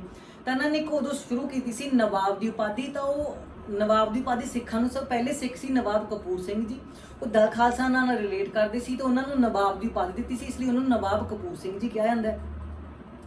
ਨਵਾਬ ਕਪੂਰ ਸਿੰਘ ਜੀ ਇਹਨਾਂ ਨੇ ਆਪਣੀ ਇਹ ਦੇਖਦੇ ਹੋਏ ਨਾ ਕਿ ਚਲੋ ਥੋੜਾ ਜਿਹਾ ਜ਼ਕਰੀਆ ਖਾਨ ਜੋ ਹੈ ਸਾਡੇ ਵੱਲ ਥੋੜਾ ਨਾਰਮਲ ਵਤੀਰਾ ਰੱਖ ਰਿਹਾ, ਤਾਂ ਇਹਨਾਂ ਨੇ ਆਪਣੀ ਸੈਨਾ ਨੂੰ ਵਧਾਉਣਾ ਸ਼ੁਰੂ ਕਰਤਾ। ਉਹਨਾਂ ਨੇ ਬੁੱਢਾ ਦਲ ਤੇ ਤਰਨਾ ਦਲ ਦੋ ਦਲ ਬਣਾ ਲਏ ਸੀਗੇ। ਦਲ ਖਾਲਸਾ ਦੇ ਵਿੱਚ ਬੁੱਢਾ ਦਲ ਸੀ, ਉਹ ਜਿਹੜੇ ਬਜ਼ੁਰਗ ਆਉਂਦੇ ਸੀ ਜਿਹੜੇ ਕਿ ਗੁਰਦੁਆਰਿਆਂ ਦੀ ਸੇਵਾ ਸੰਭਾਲ ਕਰਦੇ ਸੀ। ਤਰਨਾ ਦਲ ਦੇ ਵਿੱਚ ਕੋਈ ਯੰਗ ਸਿੱਖ ਆਉਂਦੇ ਸੀ ਜੋ ਕਿ ਫੌਜੀ ਹਮਲਿਆਂ ਦੇ ਵਿੱਚ ਜੋ ਸਾਥ ਦਿੰਦੇ ਸੀ। ਇੱਕ ਦੋ ਕੁਐਸਚਨ ਆ ਜਾਂਦੇ ਨੇ ਜੀ, ਛੋਟਾ ਘੱਲੂਘਾਰਾ ਤੇ ਵੱਡਾ ਘੱਲੂਘਾਰਾ ਇਹ ਕਦੋਂ ਹੋਇਆ ਔਰ ਕਿੱਥੇ ਹੋਇਆ? ਕਿਉਂਕਿ ਛੋਟਾ ਘੱਲੂਘਾਰਾ ਹੋਇਆ ਸੀ 1764 ਈਸਵੀ ਵਿੱਚ। ਇਹ ਹੋਇਆ ਸੀਗਾ ਜੀ ਕਾਨੂੰਵਾਲ ਵਿਖੇ, ਇਹ ਗੁਰਦਾਸਪੁਰ ਦੇ ਨੇੜੇ ਆ। ਔਰ ਵੱਡਾ ਘੱਲੂਘਾਰਾ ਜੋ ਹੋਇਆ ਸੀ 1762 ਈਸਵੀ ਵਿੱਚ, ਇਹ ਹੈ ਜੀ ਕੁਪਰੋਹੇੜਾ ਜੋ ਮਲੇਰਕੋਟਲਾ ਦੇ ਨੇੜੇ ਆ। ਇਹ ਬਣਾਈ ਹੈ ਜੀ। ਅੱਗੇ ਆਪਾਂ ਗੱਲ ਕਰਾਂਗੇ ਜੀ ਸਿੱਖ ਮਿਸਲਾਂ ਬਾਰੇ। ਸਿੱਖ ਮਿਸਲਾਂ ਹੋਈਆਂ ਨੇ ਆਪਣੀਆਂ 12 ਤੁਹਾਨੂੰ ਇਹ ਪੁੱਛ ਸਕਦੇ ਨੇ ਕਿ ਜਾਂ ਤਾਂ ਪੁੱਛ ਸਕਦੇ ਨੇ ਕਿ ਸਿੱਖ ਮਿਸਲਾਂ ਕਿੰਨੀਆਂ ਹੋਈਆਂ ਨੇ, ਜਾਂ ਤੁਹਾਨੂੰ ਪੁੱਛ ਲੈਣਗੇ ਵੀ ਨਾਮ ਦੇ ਦੇਣਗੇ ਜੀ ਵੀ ਇਹ ਕਿਹੜੀ ਮਿਸਲ ਦੇ ਨੇਤਾ ਸੀ। ਤਾਂ ਮੈਂ ਤੁਹਾਨੂੰ ਇਹ ਥੋੜਾ ਦੱਸਣਾ ਚਾਹੁੰਦੀ ਹਾਂ। ਕਰੋੜ ਸਿੰਘੀਆ ਮਿਸਲ ਦੇ ਸੀਗੇ ਜੀ ਕਰੋੜ ਸਿੰਘ ਜੀ। ਨਿਸ਼ਾਨ ਵਾਲੀਆ ਮਿਸਲ ਦੇ ਸੀ ਦਸੌਂਦਾ ਸਿੰਘ ਜੀ, ਸੰਸਥਾਪਕ ਗੱਲ ਕਰਦੀ ਹਾਂ। ਸ਼ਹੀਦਾਂ ਮਿਸਲ ਦੇ ਸੀ ਬਾਬਾ ਦੀਪ ਸਿੰਘ ਜੀ। ਨਕਈਆ ਮਿਸਲ ਦੇ ਸੀ ਹੀਰਾ ਸਿੰਘ ਨਕਈ। ਡੱਲੇ ਵਾਲੀਆ ਮਿਸਲ ਦੇ ਸੀ ਗੁਲਾਬ ਸਿੰਘ ਡੱਲੇ ਵਾਲੀਆ। ਰਾਮਗੜੀਆ ਮਿਸਲ ਦੇ ਸੀ ਜੱਸਾ ਸਿੰਘ ਰਾਮਗੜੀਆ। ਫੁਲਕੀਆ ਮਿਸਲ ਦੇ ਸੀ ਚੌਧਰੀ ਫੁੱਲ ਜੀ। ਭੰਗੀ ਮਿਸਲ ਦੇ ਸੀ ਹਰੀ ਸਿੰਘ ਢਿੱਲੋਂ। ਆਲੂ ਵਾਲੀਆ ਮਿਸਲ ਦੇ ਜੱਸਾ ਸਿੰਘ ਆਲੂ ਵਾਲੀਆ। ਸਿੰਘਪੁਰੀਆ ਮਿਸਲ ਜਾਂ ਫੈਜ਼ਲਪੁਰੀਆ ਮਿਸਲ ਦੇ ਸੀ ਨਵਾਬ ਕਪੂਰ ਸਿੰਘ ਜੀ। ਔਰ ਸ਼ੁਕਰ ਚੱਕੀਆ ਮਿਸਲ ਦੇ ਸੀ ਬੁੱਧ ਸਿੰਘ ਜੀ। ਬਾਅਦ ਦੇ ਵਿੱਚ ਮਹਾਰਾਜਾ ਰਣਜੀਤ ਸਿੰਘ ਦੇ ਜੋ ਪੜਦਾਦਾ ਹੋਏ ਨੇ ਜੀ। ਹੁਣ ਆਪਾਂ ਗੱਲ ਕਰ ਲਈ ਮਹਾਰਾਜਾ ਰਣਜੀਤ ਸਿੰਘ ਬਾਰੇ। ਮਹਾਰਾਜਾ ਰਣਜੀਤ ਸਿੰਘ ਬਾਰੇ ਤੁਹਾਨੂੰ ਪੁੱਛ ਸਕਦੇ ਨੇ ਕਿ ਜਨਮ ਕਦੋਂ ਹੋਇਆ ਜਾਂ ਉਹਨਾਂ ਨੇ ਕਿਹੜੀ ਲੜਾਈਆਂ ਲੜੀਆਂ। ਤਾਂ ਮੇਨ ਉਹਨਾਂ ਦੀ ਲੜਾਈਆਂ ਬਾਰੇ ਹੀ ਪੁੱਛ ਸਕਦੇ ਨੇ। ਤਾਂ ਉਹਨਾਂ ਨੇ ਲੜਾਈ ਜੋ ਜਿੱਤਾਂ ਉਹਨਾਂ ਦੀਆਂ ਸੀਗੀਆਂ, ਲਾਹੌਰ ਦੀ ਸੀ ਜੀ, ਅੰਮ੍ਰਿਤਸਰ, ਕਸੂਰ, ਝੰਗ, ਸਿਆਲਕੋਟ, ਕਾਂਗੜਾ, ਅਟਕ, ਮੁਲਤਾਨ, ਕਸ਼ਮੀਰ, ਪਿਸ਼ਾਵਰ। ਇਹ ਤੁਹਾਨੂੰ ਇਦਾਂ ਹੀ ਯਾਦ ਕਰਨੇ ਪੈਣਗੇ ਔਰ ਇਹਨਾਂ ਦੇ ਇਦਾਂ ਹੀ ਸੀਕੁਐਂਸ ਦੇ ਵਿੱਚ ਹੀ ਤੁਹਾਨੂੰ ਇਹਨਾਂ ਦੇ ਈਅਰ ਯਾਦ ਕਰਨੇ ਪੈਣਗੇ 1799 ਤੋਂ 1834 ਈਸਵੀ ਵਿੱਚ। ਔਰ 1718 ਦੇ ਵਿੱਚ ਅੰਮ੍ਰਿਤਸਰ ਦੀ ਸੰਧੀ ਹੋਈ ਸੀ, ਕਿਉਂਕਿ ਇਹ ਹੋਈ ਸੀ ਜੀ ਅੰਗਰੇਜ਼ਾਂ ਤੇ ਮਹਾਰਾਜਾ ਰਣਜੀਤ ਸਿੰਘ ਜੀ ਦੇ ਵਿਚਕਾਰ। ਕਿਉਂਕਿ ਅੰਗਰੇਜ਼ਾਂ ਨੂੰ ਪਤਾ ਲੱਗ ਗਿਆ ਸੀ ਕਿਉਂਕਿ ਮਹਾਰਾਜਾ ਰਣਜੀਤ ਸਿੰਘ ਜੀ ਹੁਣ ਆਪਣਾ ਸਾਮਰਾਜ ਜੋ ਵਧਾ ਰਹੇ ਨੇ, ਤਾਂ ਇਸ ਲਈ ਉਹਨਾਂ ਨੇ ਇਸ ਚੀਜ਼ ਨੂੰ ਠੱਲ ਪਾਉਣ ਦੇ ਵਾਸਤੇ ਉਹਨਾਂ ਨੇ 1809 ਈਸਵੀ ਵਿੱਚ ਸੰਧੀ ਕਰਕੇ ਕੁਝ ਕੁ ਚੀਜ਼ਾਂ ਦਾ ਇੱਕ ਏਰੀਆ ਬਣਾਤਾ ਸੀ ਕਿ ਤੁਸੀਂ ਇਸ ਸਾਈਡ ਨਹੀਂ ਜਾਓਗੇ, ਅਸੀਂ ਇਸ ਸਾਈਡ ਨਹੀਂ ਜਾਵਾਂਗੇ। ਤਾਂ ਇਹ ਜ਼ਰੂਰ ਪੁੱਛ ਲੈਂਦੇ ਨੇ ਕਿ ਅੰਮ੍ਰਿਤਸਰ ਦੀ ਸੰਧੀ ਕਦੋਂ ਹੋਈ ਸੀ ਜਾਂ ਕਿੰਨਾ ਵਿਚਕਾਰ ਹੋਈ ਸੀ। ਇਹ ਹੋਈ ਸੀ ਜੀ 1809 ਈਸਵੀ ਵਿੱਚ ਮਹਾਰਾਜਾ ਰਣਜੀਤ ਸਿੰਘ ਤੇ ਅੰਗਰੇਜ਼ਾਂ ਵਿਚਕਾਰ। ਅਗਰ ਇੱਕ ਹੋਰ ਸੰਧੀ ਆ ਜਾਂਦੀ ਜੀ ਤ੍ਰਿਪੱਖੀ ਸੰਧੀ, ਇਹ 1838 ਈਸਵੀ ਵਿੱਚ ਹੋਈ ਸੀ। ਇਹ 'ਚ ਸਾਹ-ਸੁਜਾਨ ਤੇ ਅੰਗਰੇਜ਼ ਤੇ ਸਿੱਖ ਇਹਨਾਂ ਦੀ ਤਿੰਨਾਂ ਦੀ ਸੰਧੀ ਹੋਈ ਸੀ। ਮਹਾਰਾਜਾ ਰਣਜੀਤ ਸਿੰਘ ਜੀ ਬਾਰੇ ਇੱਕ ਇਹ ਕੁਐਸਚਨ ਆ ਜਾਂਦਾ ਕਿ ਇਹਨਾਂ ਨੇ ਕਿਹੜੇ ਸਿੱਕੇ ਸ਼ੁਰੂ ਕੀਤੇ ਸੀ। ਇਹਨਾਂ ਨੇ ਨਾਨਕਸ਼ਾਹੀ ਸਿੱਕੇ ਸ਼ੁਰੂ ਕੀਤੇ ਸੀ। ਇਹਨਾਂ ਦੇ ਟਾਈਮ ਇੱਕ ਹੀ ਕੁਐਸਚਨ ਆਉਂਦਾ ਕਿ ਦੋ ਯੂਰਪੀਅਨ ਅਧਿਕਾਰੀ ਹੋਏ ਨੇ, ਉਹਨਾਂ ਦੇ ਨਾਮ ਦੱਸੋ। ਤਾਂ ਅਸੀਂ ਵੈਂਚੂਰਾ ਤੇ ਅਲਾਰਡ, ਇਹ ਤੁਸੀਂ ਨਾਮ ਯਾਦ ਰੱਖਿਓ, ਵੈਂਚੂਰਾ ਤੇ ਅਲਾਰਡ। ਔਰ ਇਹਨਾਂ ਨੇ ਕੀ ਬਣਾਇਆ ਸੀ? ਤਖ਼ਤ ਸ੍ਰੀ ਪਟਨਾ ਸਾਹਿਬ ਤੇ ਤਖ਼ਤ ਸ੍ਰੀ ਹਜ਼ੂਰ ਸਾਹਿਬ ਦੀ ਇਹਨਾਂ ਨੇ ਬਣਾਇਆ ਸੀ। ਔਰ ਹਰਿਮੰਦਰ ਸਾਹਿਬ ਤੇ ਇਹਨਾਂ ਨੇ ਸੋਨੇ ਦੀਆਂ ਪਲੇਟਾਂ ਚੜਾਈਆਂ ਸੀ। ਇਹਨਾਂ ਨੇ ਇਹ ਪਲੇਟਾਂ ਆਪਣੀ ਸੱਸ ਸਦਾ ਕੌਰ ਜੀ ਦੇ ਨਾਲ ਮਿਲ ਕੇ ਚੜਾਈਆਂ ਸੀ। ਅੰਗਰੇਜ਼ਾਂ ਨਾਲ ਸੰਧੀ ਤੁਹਾਨੂੰ ਮੈਂ ਜਿਵੇਂ ਪਹਿਲਾਂ ਦੱਸਿਆ 1809 ਤੇ 1838 ਵਿੱਚ ਤ੍ਰਿਪੱਖੀ ਸੰਧੀ ਤੇ 1809। ਅਗਲਾ ਆਪਾਂ ਪੜਾਂਗੇ ਜੀ ਫਸਟ ਐਂਗਲੋ ਔਰ ਸੈਕੰਡ ਐਂਗਲੋ ਸਿੱਖ ਬਾਰੇ। ਇਹਦੇ ਵਿੱਚ ਕੁਐਸਚਨ ਆ ਜਾਂਦਾ ਹੈ ਕਈ ਵਾਰ ਕਿ ਕਦੋਂ ਹੋਏ ਸੀ ਔਰ ਕਿਹੜੇ ਸ਼ਹਿਰ ਦੇ ਵਿੱਚ ਹੋਈ ਸੀ। ਤਾਂ ਫਸਟ ਐਂਗਲੋ ਸਿੱਖ ਵਾਰ 1845 ਤੋਂ 1846 ਵਿੱਚ ਹੋਈ ਸੀ, 1 ਸਾਲ। ਔਰ ਸੈਕੰਡ ਜੀ ਸੀ ਉਹ 1848 ਤੋਂ 1849 ਵਿੱਚ। ਇਹ ਤੁਸੀਂ ਯਾਦ ਰੱਖਿਓ। ਇਹਦੇ ਵਿੱਚ ਜੋ ਫਸਟ ਐਂਗਲੋ ਸਿੱਖ ਵਾਰ 'ਚ ਮੁਦਕੀ, ਫਿਰੋਜ਼ਸ਼ਹਿਰ, ਬੱਦੋਵਾਲ, ਆਲੀਵਾਲ ਤੇ ਸਭਰਾਓ, ਇਦਾਂ ਹੀ ਸੀਕੁਐਂਸ ਯਾਦ ਰੱਖਿਓ। ਮੁਦਕੀ, ਫਿਰੋਜ਼ਪੁਰ, ਬੱਦੋਵਾਲ, ਆਲੀਵਾਲ ਤੇ ਸਭਰਾਓ। ਇਹਨਾਂ ਦੇ ਡੇਟਾ ਯਾਦ ਕਰ ਲਓ ਕਿਉਂਕਿ ਤੁਹਾਨੂੰ ਪਤਾ ਈਅਰ ਤਾਂ 1845 1846 ਸੀ। ਇਹਨਾਂ ਡੇਟਾ ਯਾਦ ਕਰਨੇ ਪੈਣਗੇ 18 ਦਸੰਬਰ, 21 ਦਸੰਬਰ, 21 ਜਨਵਰੀ, 28 ਜਨਵਰੀ ਔਰ 10 ਫਰਵਰੀ ਤੱਕ। ਇਦਾਂ ਤੁਹਾਨੂੰ ਡੇਟਾ ਇਹਦੀ ਯਾਦ ਕਰਨੀਆਂ ਪੈਣਗੀਆਂ। ਔਰ ਇਸ ਇੱਕ ਚੀਜ਼ ਹੋਈ ਸੀ ਕਿ ਫਸਟ ਜੋ ਐਂਗਲੋ ਸਿੱਖ ਵਾਰ ਹੋਇਆ ਸੀ ਉਸ ਤੋਂ ਬਾਅਦ ਹੋਈ ਸੀ ਲਾਹੌਰ ਦੀ ਸੰਧੀ। ਲਾਹੌਰ ਦੀ ਸੰਧੀ ਜੋ ਹੋਈ ਸੀ 1846 ਈਸਵੀ ਵਿੱਚ। ਇਹ ਕਿਹਦਾ ਵਿਚਕਾਰ ਹੋਈ ਸੀ? ਮਹਾਰਾਜਾ ਦਲੀਪ ਸਿੰਘ ਅਤੇ ਅੰਗਰੇਜ਼ਾਂ ਵਿਚਕਾਰ। ਇਹਦੇ ਬਾਰੇ ਵੀ ਕੁਐਸਚਨ ਆ ਜਾਂਦਾ। ਔਰ ਸੈਕੰਡ ਐਂਗਲੋ ਸਿੱਖ ਵਾਰ 1848 1849, ਰਾਮਨਗਰ ਦੀ ਲੜਾਈ, ਚਿਲਿਆਂਵਾਲੀ, ਮੁਲਤਾਨ ਦੀ ਲੜਾਈ ਤੇ ਗੁਜਰਾਤ ਦੀ ਲੜਾਈ। ਓਕੇ, ਗੁਜਰਾਤ ਦੀ ਲੜਾਈ ਨੂੰ ਤੋਪਾਂ ਦਾ ਯੁੱਧ ਵੀ ਕਿਹਾ ਜਾਂਦਾ ਹੈ ਕਿਉਂਕਿ ਇਹਦੇ ਵਿੱਚ ਬਹੁਤ ਸਾਰੇ ਤੋਪਾਂ ਦਾ ਇਸਤੇਮਾਲ ਹੋਇਆ ਸੀ। ਇਹ ਜ਼ਰੂਰ ਕੁਐਸਚਨ ਪਿਛਲੀ ਵਾਰ ਆਇਆ ਹੋਇਆ ਤਾਂ ਤੁਸੀਂ ਧਿਆਨ ਦਿਓ ਇਸ ਉੱਤੇ। ਔਰ ਗੁਜਰਾਤ ਦੀ ਲੜਾਈ ਤੋਂ ਬਾਅਦ ਕੀ ਲਾਰਡ ਲਾਹੌਰ ਜੀ ਨੇ ਕੀ ਕੀਤਾ ਸੀ 1849 ਈਸਵੀ ਵਿੱਚ ਪੰਜਾਬ ਨੂੰ ਆਪਣੇ ਸਾਮਰਾਜ ਵਿੱਚ ਸ਼ਾਮਿਲ ਕਰ ਲਿਆ ਸੀ। ਔਰ ਮਹਾਰਾਜਾ ਦਲੀਪ ਸਿੰਘ ਤੇ ਉਹਨਾਂ ਦੀ ਮਾਤਾ ਨੂੰ ਇਹਨਾਂ ਨੇ ਪੈਨਸ਼ਨ ਲਗਾ ਕੇ ਇੰਗਲੈਂਡ ਭੇਜਤਾ ਸੀ ਔਰ ਇੱਥੇ ਇਹਨਾਂ ਨੇ ਆਪਣਾ ਕਬਜ਼ਾ ਕਰ ਲਿਆ ਸੀ। ਤਾਂ ਸੋ ਗਾਇਜ਼ ਇਹ ਸੀ ਆਪਣਾ ਅੱਜ ਦਾ ਵੀਡੀਓ ਪੰਜਾਬ ਦੀ ਹਿਸਟਰੀ ਤੇ। ਔਰ ਨੈਕਸਟ ਵੀਡੀਓ ਆਪਾਂ ਲੈ ਕੇ ਆਵਾਂਗੇ ਨੈਕਸਟ ਜੀਓਗ੍ਰਾਫੀ ਪੰਜਾਬ ਦੇਖਾਂਗੇ ਔਰ ਥੋੜਾ ਜਿਹਾ ਉਹਦੇ MCQs ਦੇਖ ਲਾਂਗੇ। ਤੁਸੀਂ ਜੇ ਇਹ ਵੀਡੀਓ ਇੱਕ ਦੋ ਵਾਰ ਦੇਖ ਲਓਗੇ ਤੁਹਾਨੂੰ ਇਹ ਪੜ੍ਹਨ ਦੀ ਲੋੜ ਨਹੀਂ ਪਏਗੀ ਔਰ ਇਹਦੇ ਵਿੱਚੋਂ ਹੀ ਕੁਐਸਚਨ ਆ ਜਾਏਗਾ ਔਰ ਇਹਦੇ ਵਿੱਚੋਂ ਐਟਲੀਸਟ 3-4 ਕੁਐਸਚਨ ਤਾਂ ਆਣਗੇ ਹੀ ਆਣਗੇ, ਇਹ ਮੈਂ ਤੁਹਾਨੂੰ ਗਾਰੰਟੀ ਦਿੰਦੀ ਹਾਂ। ਔਰ ਤੁਹਾਡੇ ਲਈ ਇੱਕ ਮੈਂ ਕੁਐਸਚਨ ਦਿੰਨੀ ਆ ਕਿ ਮੈਨੂੰ ਮੇਰੇ ਕਮੈਂਟ ਬਾਕਸ ਦੇ ਵਿੱਚ ਦੱਸਿਓ, ਮੈਂ ਜੋ ਕੁਐਸਚਨ ਦਿੰਨੀ ਉਹਦਾ ਆਨਸਰ ਤੁਸੀਂ ਦੇਣਾ ਹੈ ਕਿ ਆਪਣੇ ਜੋ ਸਟੇਟ ਦੇ ਕਿੰਨੇ ਜ਼ਿਲ੍ਹੇ ਨੇ, ਪਹਿਲਾਂ ਕਿੰਨੇ ਸੀ ਔਰ ਹੁਣ ਕਿਹੜਾ ਬਣਿਆ ਹੈ, ਕੀ ਨਾਮ ਹੈ ਔਰ ਕਦੋਂ ਬਣਿਆ ਹੈ, ਔਰ ਇਹਨਾਂ ਦੇ ਫਸਟ SSP ਕੌਣ ਨੇ ਔਰ ਫਸਟ DC ਕੌਣ ਨੇ ਔਰ ਉੱਥੋਂ ਦੀ MLA ਕੌਣ ਹੈ। ਇਸ ਚੀਜ਼ ਦਾ ਮੈਨੂੰ ਆਨਸਰ ਮੇਰੇ ਕਮੈਂਟ ਬਾਕਸ ਦੇ ਵਿੱਚ ਦਿਓ ਤਾਂ ਮੈਨੂੰ ਲੱਗੇਗਾ ਕਿ ਹਾਂ ਤੁਸੀਂ ਮੇਰੀ ਵੀਡੀਓ ਨੂੰ ਦੇਖ ਰਹੇ ਹੋ ਔਰ ਸੀਰੀਅਸਲੀ ਇਸ ਨੂੰ ਵਾਚ ਕਰ ਰਹੇ ਹੋ, ਤਾਂ ਹੀ ਮੈਂ ਨੈਕਸਟ ਵੀਡੀਓ ਬਣਾਉਂਗੀ। ਨਹੀਂ ਤਾਂ ਮੇਰਾ ਇਦਾਂ ਅਗਰ ਤੁਸੀਂ ਇੰਟਰਸਟ ਨਹੀਂ ਦਿਖਾਓਗੇ ਤਾਂ ਮੇਰਾ ਵੀ ਇਦਾਂ ਇੰਟਰਸਟ ਨਹੀਂ ਬਣੇਗਾ। ਤਾਂ ਮਿਲਦੇ ਹਾਂ ਆਪਾਂ ਮੇਰੀ ਨੈਕਸਟ ਵੀਡੀਓ 'ਚ, ਅਗਰ ਤੁਸੀਂ ਇਸ ਚੀਜ਼ 'ਚ ਇੰਟਰਸਟ ਦਿਖਾਓਗੇ ਤਾਂ। Thank you so much.